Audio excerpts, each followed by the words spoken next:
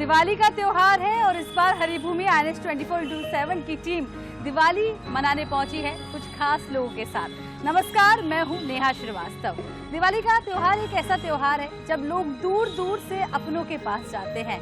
अपनों की याद दिलाता है ये त्योहार, क्योंकि अपनों के साथ इस त्योहार को बनाने का मजा ही कुछ और है। लेकिन आज हम पहुंचे हैं चितवन वृद्धाश्रम, जहां पर लोग अपनों से दूर हैं और कई कुछ ऐसे कारण हैं जिनकी वजह से अपनों के साथ ये लोग नहीं रहते हैं। यहाँ पर बहुत सारे ऐसे दादी बाबा हैं, वृद्धजन हैं जो यहाँ पर रहते हैं और यहीं पर दिवाली का त्योहार मनाते हैं। तो क्यों ना कुछ खास कहानियाँ जानी जाएं, उनके अकेलेपन की कहानियाँ, क्या कारण है कि जिसकी वजह से वो वृद्धाश्रम में अपना जीवन व्यतीत कर रहे हैं। लेकिन इस बार दिवाली उनकी खास होगी क्योंकि हम यहाँ पर पहुँचे हैं और ढेर सारी मस्ती इस कार्यक्रम के दौरान उनके साथ करने वाले हैं। तो चलिए चितवन वृद्धाश्रम का रुख करते हैं और देखते हैं कैसे आज दिवाली हम यहाँ पर मनाने वाले हैं।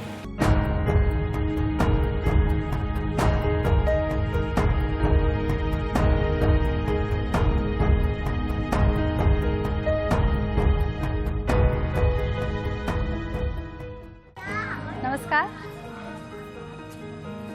तो यहाँ पर बहुत सारे लोग मेरे साथ मौजूद हैं और बहुत प्यारे आप सब लग रहे हैं। और हरिभूमि INS 24/7 की टीम आज इन सभी स्पेशल लोगों के साथ अपना बनाने के लिए यहाँ पर पहुँची है और हम यहाँ पर आज दीपावली का त्योहार मनाने वाले हैं। तो ये दिवाली बेहद खास है, खास करके लिए हरिभूमि और INS 24/7 की टीम के लिए। यहाँ पर हम वृद्धाश्रम पहुँचे और बहुत प्यारे प्यारे से लोग यहाँ पर हमारे साथ मौजूद हैं। इनकी कहानियाँ जानेंगे और ये कहानियाँ आप तक पहुँचाएंगे। क्या कुछ है खास कहानी और किस तरीके से दिवाली हम मनाने वाले हैं। तो चलिए जल्दी से मनाते हैं दिवाली का त्योहार।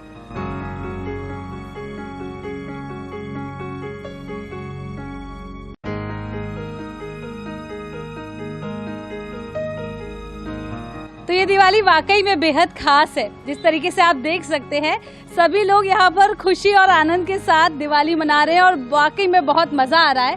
और मैं भी इन्हीं लोगों के साथ इस दिवाली की धूम में झूमने वाली हूँ और इस त्योहार को मनाने वाली हूँ।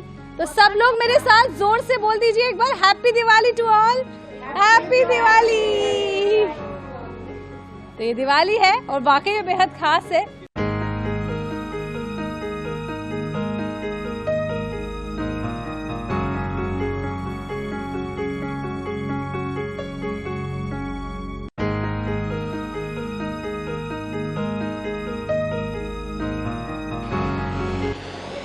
तो बेहद ही उत्साहित है यहाँ लोग और आप देख सकते हैं कि दिवाली का त्योहार हम मना रहे हैं। और जो ये त्योहार है ये लाइट्स का त्योहार है, रोशनी का त्योहार है। और इस रोशनी में सभी के जगमगाते चेहरे देखकर आपके चेहरे पर भी वही मुस्कान आएगी जो मेरे चेहरे पर इस वक्त आ रही है। तो जगमगाती हुई लाइट और खिलते हुए चेहरे, यही तो इस त्योहार की खासियत है कि हर किसी के चेहरे पर मुस्कान ला देती है। कहते हैं कि राम जी आज के दिन अपने घर आए थे, अयोध्या आए थे और पूरी अयोध्या को इसी तरीके से दीपों से सजा दिया गया था। लेकिन यहाँ पर बहुत सारे ऐसे लोग हैं जो अपने घरों से दूर हैं, घरों से अलग हैं। बहुत सारी प्यारी प्यारी कहानियाँ हैं। तो चलिए अब हम एक एक कर उन कहानियों को जानते हैं कि किस वजह से यहाँ पर हैं और कब से यहाँ पर हैं, क्या कुछ पीछे की कहानी है और कैसे अब यहाँ पर सब एकजुट होकर दीपावली का त्योहार मनाते हैं। सिर्फ दिवाली ही क्यों कहें हम, भले ही होली हो, दशहरा हो, न्यू ईयर हो, अब सब आपस में दोस्त बनकर सभी त्योहार मनाते हैं। तो चलिए अब उन खास लोगों से बात करेंगे जिनकी बहुत प्यारी प्यारी सी कहानियां हैं, जिन कहानियों से आज वो एक ज़िंदगी अलग तरीके की जी रहे हैं लेकिन बेहद खुश हैं। क्या कुछ कहानियां हैं, चलिए जानने की कोशिश करते हैं और एक एक से बात करने की कोशिश करते हैं। नमस्कार। सबसे पहले तो मैं आप दोनों से इंट्रोड्यूस करा देती हूँ। दंपत्ति हैं एक, क्या नाम है अंकल आपका? मेरा जेठू देवांगन। आपका क्या नाम है? उर्मिला देवांगन। उर्मिला जी, कैसे आप यहाँ आई और कब से यहाँ पर हैं? यहाँ हम तो आए हैं, बहुत करुणा चला त्रिसव है तो हमारे बेटा घर नहीं है रहने के लिए, चलो आश्रम में डाल देता हूँ, ऐसे करके यहाँ लाया था। जब से हम आए ना, जब से 4 साल हो गए, बहुत खुश हैं, अच्छा है। यहाँ जाने का मन नहीं होता, कभी जाते भी हैं ना तो यहीं का दिल लगे रहता, चलो जाएं ऐसे करके। आपके बेटा बहू आपसे मिलने आते हैं? हाँ आते हैं, मिलने आते हैं। आपको कोई नाराजगी नहीं होती कि हमने बचपन से आपको पाला, बड़ा किया, इस उम्र तक पहुंचाया, आपको नाराजगी नहीं है? पहले लगा। अब 4 साल हो गए ना हम लोगों को, तो ऐसा अब यहीं से प्रेम हो गया ऐसा, यही अपना तो ऐसा लगता है कि इन्हीं लोग हमारे परिवार के हैं, ऐसा लगता है। हाँ, तो पोता पोती होंगे, नाती होंगे। बाकी पोती पोती है लड़की, और सबका शादी हो गया तो घर सुनना हो गया। अब घर में जाते घर सुनना लगता है, ससुराल चले गए, घर खाली हो गया। नाती है, अभी लोगों का शादी नहीं हुआ, तो अब एक घर में कहाँ अच्छा लगे, इसलिए ना अब यहाँ पूरा सब परिवार बहुत ज़्यादा है, ऐसा लगता है कि बहुत खुशी लगता है। खिलाते पिलाते हैं, टाइम से टाइम खिलाते हैं पिलाते हैं, दवाई पानी सोना बसना कोई चीज़ का तकलीफ नहीं है, सब चीज़ का सुखी शांति है, हर चीज़ का। काफ़ी अच्छा लग रहा है आप लोग को देख के। और जैसा कि मुझे सबने यहाँ पर बताया कि आप दोनों गाना बहुत अच्छा गाते हैं, तो मैं चाहूँगी कि एक तालमेल के साथ आप लोग गाना गा दें। कोई दिवाली का मौका है और खूबसूरत से गाना गाएंगे तो मज़ा आ जाएगा। तोर मन कैसे लगे राजा महाल भीतरी माँ, तोर मन कैसे लगे, तोर मन कैसे लगे राजा महाल भीतरी माँ, तोर मन कैसे लगे, तोर मन कैसे लगे राजा महाल भीतरी माँ, तोर मन कैसे लगे। बहुत ही खूबसूरत ये गाना, और आप दोनों का प्रेम देखकर तो दिल खुश हो गया मेरा। अब कुछ और लोगों से बात कर लेते हैं। यहाँ पर एक अम्मा जी हमारे साथ बैठी हैं। अम्मा जी, क्या नाम है आपका? दुर्गावती। कब से है यहाँ पर? ये चौथा साल लग गया है। कैसे यहाँ पर आई, क्या परिस्थितियाँ आपको वृद्धाश्रम लेके आ गई? यहाँ मेरे 2 लड़की हैं, दामाद दोनों ख़त्म हो गए, मेरे नहीं है। और मेरा आदमी तो 35 बरस, मेरा वो भी हार्ट अटैक हो गया। सास ससुर वो भी चल गए, एक लौता लड़का था, लड़का की चिंता में वो भी ख़त्म हो गए। अब मेरे घर में कोई नहीं है। अब लड़की लोग बोले कि घर में केच केच होता है, लड़के लोग नहीं भाते, केच केच होता है, चल तेरे को आश्रम में डाल दे रही हूँ, वहाँ बढ़िया सुख से रहेगी और आराम से रहेगी। आती है हफ्ता 15 दिन में लड़की मेरी आती है देखने के लिए। और छोटी लड़की है तो बैकुंठपुर में है, उसके भी 2 बच्चे, बड़ी वाली के भी 2 बच्चे, 2 मेरे बच्चे। वो छोटी वाली है तो टीचर है वहाँ की, और नाती है तो पढ़ रहा है बिलासपुर में, नतनीन है वो भी मास्टरीन है। तो 4 साल हो गए, कैसा लगता है? अपनों की याद सताती है? यहाँ अच्छा लगता है। अब ये आश्रम में है, वही माँ बाप भाई बहन यही सब हैं। अब जहाँ रहेंगे वो वही ना सब रहेगा। तो चलिए कुछ और लोगों से बातचीत जान लेते हैं। हालांकि ये कहानियाँ थोड़ा सा भावुक ज़रूर करती हैं, लेकिन इनकी हिम्मत को भी दाद देना चाहिए। जिस तरीके से एक दूसरे को अपना बनाया है और खुशी खुशी यहाँ पर जीवन निकाल रहे हैं, वो वाकई में काबिल तारीफ़ है। क्या नाम है माता जी आपका? रामबाई देवांगन। कैसे यहाँ आई, क्या कहानी है आपकी? अच्छा लगते 6 साल हो गए रहा। कौन सी वो परिस्थितियाँ थी जो आपको वृद्धाश्रम ले आई है? आप यहाँ पर कैसे आई? हम हाँ दोनों जन रहे हैं, तब वो सियान हो गई से, तब वो आगे थे महू आगे। अब अच्छा लगी से 3 साल हो गई यहाँ ख़त्म हुई से। अब मैं हवा अब भैया के प्रसाद, भैया तो घुमाते फिर आते, दवाई पानी सब अच्छा लगते। आते लड़का मन मिले पर, 2 बेटी है 1 बेटा है, आते मिले पर अब अच्छा लगती, यहाँ अच्छा लगता। तो अपने बच्चों से कभी आप शिकायत नहीं करती कि मुझे घर जाना है, मुझे तुम लोगों के साथ रहना है? कभी ऐसी शिकायत नहीं होती अपने बच्चों से? यहाँ अच्छा लगते ना बेटी। अब वहाँ जाबे थे 1 दिन तो 2 दिन एक ठीक घर में रहते बेटी, कौन करेगा? एक ठीक घर में रहते, गरीब गरीब घर। जब बच्चे छोटे होते हैं और माँ बाप कुछ कमी छोड़ देते हैं परवरिश में, तो बच्चे तो नहीं कहते कि आपने हमारे लिए किया ही क्या है, इस तरीके की बातें भी कई बार कर देते हैं। तो शिकायत करना हक बनता है, मुझे ऐसा लगता है माँ बाप का हक बनता है शिकायत करना। अच्छा लगती बेटी, यहाँ बढ़िया लगती, हमारा यहाँ जाए के मन नहीं लगे। उनके भी बच्चे होंगे, उनके ऊपर भी आएगा यही दशा, घबरा कह रहे हैं। पर आप आशीर्वाद ऐसा दीजिएगा कि ऐसी दशा किसी की ना आए, और आपकी औलाद की तो बिल्कुल भी ना आए।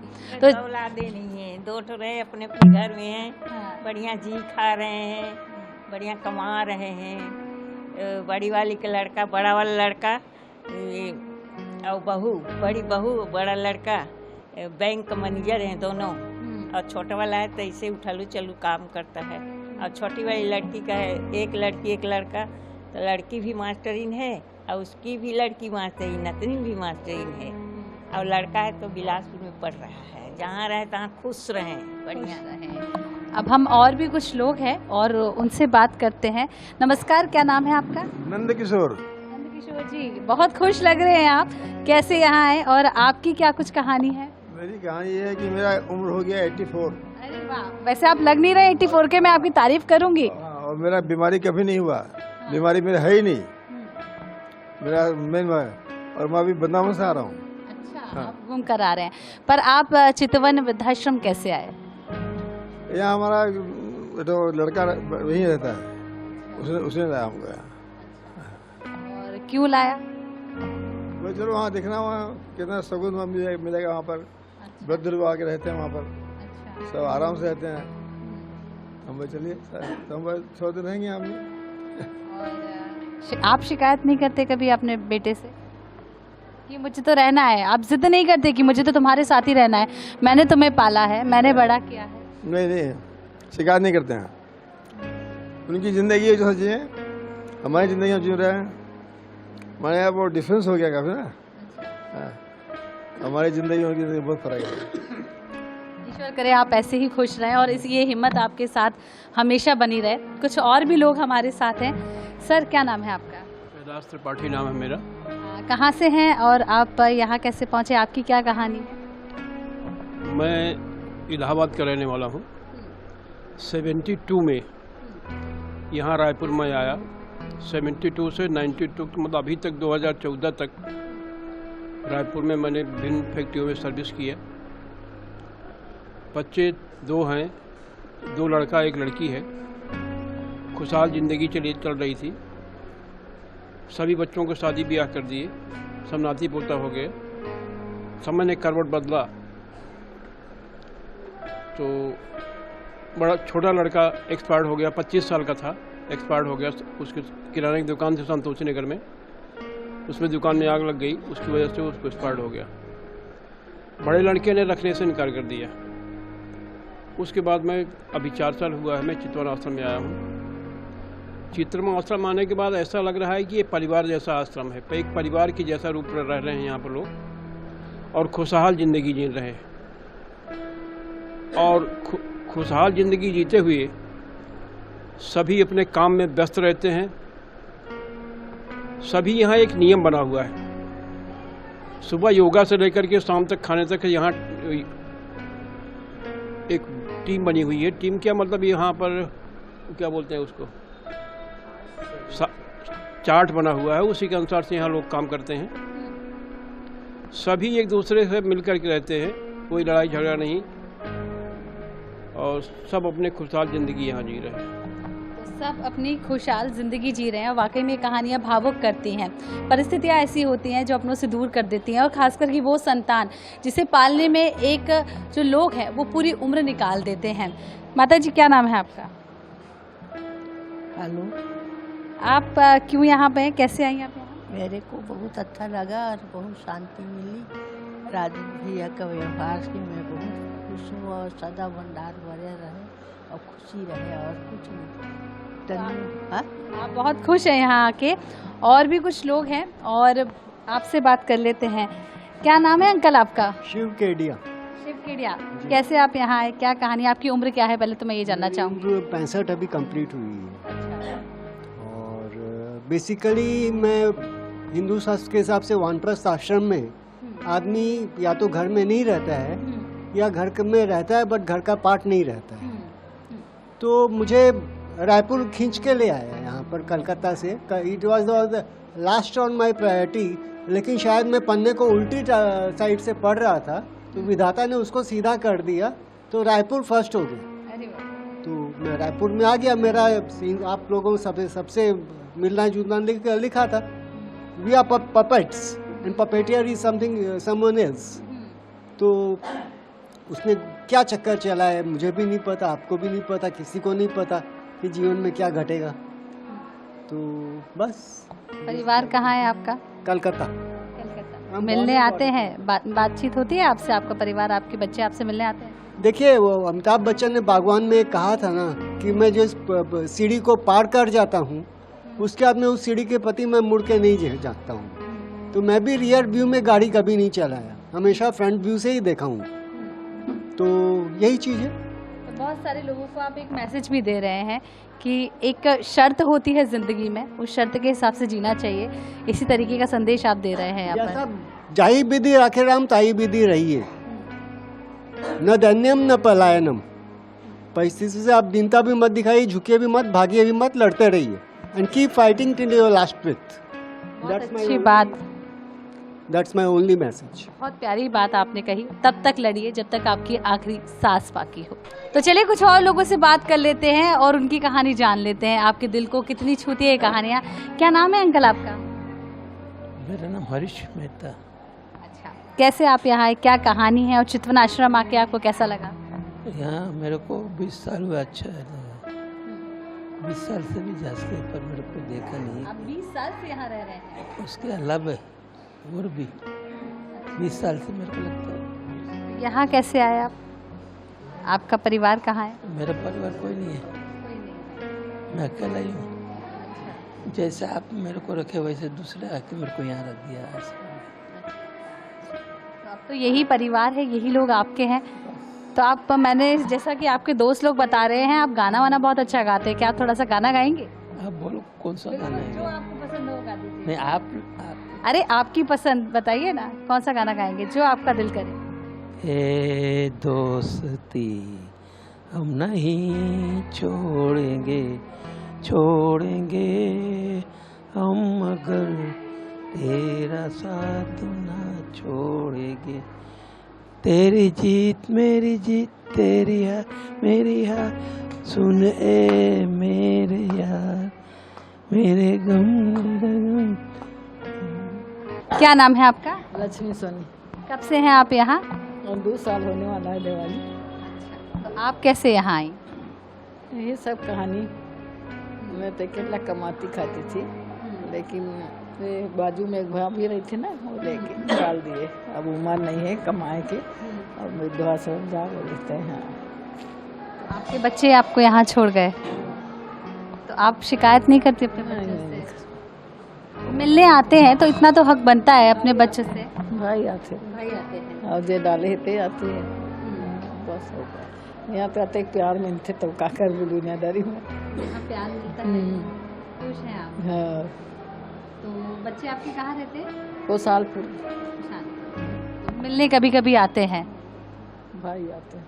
बस भाई आते हैं। हिम्मत रखिए, क्योंकि आप जिस जगह हैं, मैं उम्मीद करती हूँ यहाँ पे जिस तरीके से मैंने आपसे पहले मिली, जब तक मैंने आपकी कहानी नहीं जानी, आप लोग वाकई में बेहद खुश लग रहे थे। हालांकि मैंने थोड़ा सा आप लोगों को इमोशनल कर दिया और मैं भी उतनी ही भावुक हो रही हूँ आपकी कहानियाँ जानकर। अम्मा जी कैसी हैं? क्या नाम है आपका? मेरा भारती नाम है। भारती जी कहाँ से हैं और यहाँ कैसे आई आप? मैं हम लोग अड्डा के हैं और हम यहाँ खोखो पारा से किराए मकान में रहती थी, वहीं से यहाँ आई हूँ। अच्छा, और आपके बच्चे कहाँ हैं? मेरी बेटी ससुराल में है। ससुराल में? हाँ। तो आप अपनी बेटी से नहीं कहती कि मुझे रख, मेरे लिए तो जो भी है वो तू है? नहीं, इसका परिवार है ना, तो इसी कारण, मेरे कारण उसको क्यों डांट पड़े, इसलिए मैं नहीं रहती। रहने के लिए तो उन लोग बोलते हैं, लेकिन मैं ही नहीं रहती। बहुत ही भावुक कहानियाँ हैं, वाकई में दिल को ये कहानियाँ छू लेती हैं। और भी कुछ लोग हैं और उनसे हम बात कर लेते हैं। हिम्मत रखिए, यहाँ पे जो है वो वाकई में अपने हैं। कहते हैं ना, विधि का जो लिखा है वो कोई नहीं मिटा सकता, और आपकी ज़िंदगी का जो एक समय है वो यहाँ पर बीतना था और उसी तरीके से बीत रहा है। और कुछ लोग बचे हैं और उनसे भी हम बात कर लेते हैं। और रिन्यूअल करवाने के नाम से धमकी गए थे और उसी बीच में हम लोग यहाँ आ गए। अब मेरे कार में तबीयत खराब हुआ था, उसी दौरान में आपको यहाँ छोड़ गए? हाँ, वो और नहीं छोड़ के गई हैं, हमारे एक भैया छोड़ के गए हैं, और वो स्वेच्छा से मैं आया हूँ। मैं स्वेच्छा से उस समय, क्योंकि हमारे के बड़ी भाभी गुजर गई हैं, तो घर में अकेले थे भैया, तो उसके नाम से मैं बोला कि कुछ दिन के लिए मैं यहाँ आ रहा हूँ करके, स्वेच्छा से आया हूँ मैं। तो आपकी पत्नी कहाँ है अभी? धमतरी में प्रैक्टिस कर रही है अभी, आजीविका नोटरी की प्रैक्टिस कर रही है।